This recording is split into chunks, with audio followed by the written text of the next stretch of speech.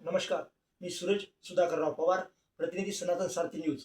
माझ्या वसंत गीतांजली कविता संग्रहाचे नुकतेच मुंबई येथे प्रकाशन झाले आहे. प्रकाशन उपमुख्यमंत्री माननीय सुनीत्रताई पवार यांच्या हस्ते झाले आहे आणि हे पुस्तक मी माननीय लेखक पंजाबराव चव्हाण साहेब यांना देण्यासाठी आज आलो आहे. त्यांच्याकडून माझ्या पुस्तकाविषयी प्रतिक्रिया देण्यात जाणून घेतो त्यांच्याविषयी. जय शिवलाल.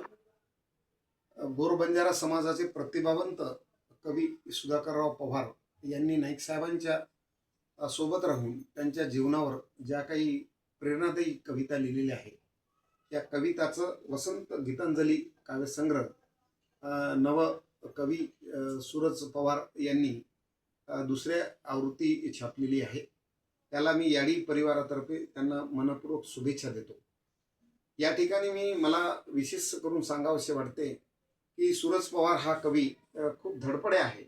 पायाला भिंगरी लावून यांनी हे छोटंसं पुस्तक संपूर्ण महाराष्ट्रातील मोठमोठे नेते, राजकारणी, मंत्री, आमदार, त्यासोबतच लेखक, कवी या लोकांपर्यंत यांनी पोहोचून या पुस्तकाला खूप मोठ्या मोठ्या लोकांच्या शुभेच्छा प्राप्त झालेल्या आहेत. ही मोठी उपलब्धी मानावी लागेल.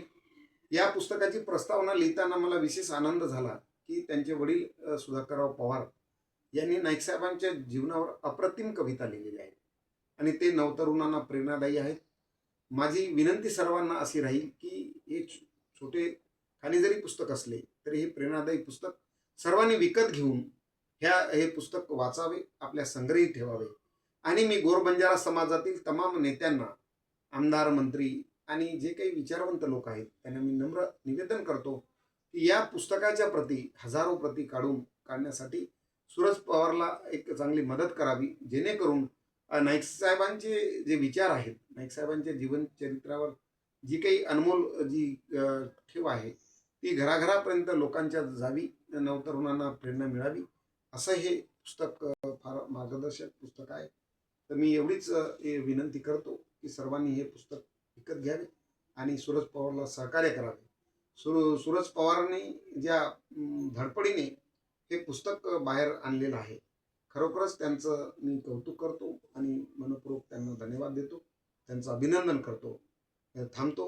वसंतराव नाईक साहेब की जय. जय शिवलाल. धन्यवाद.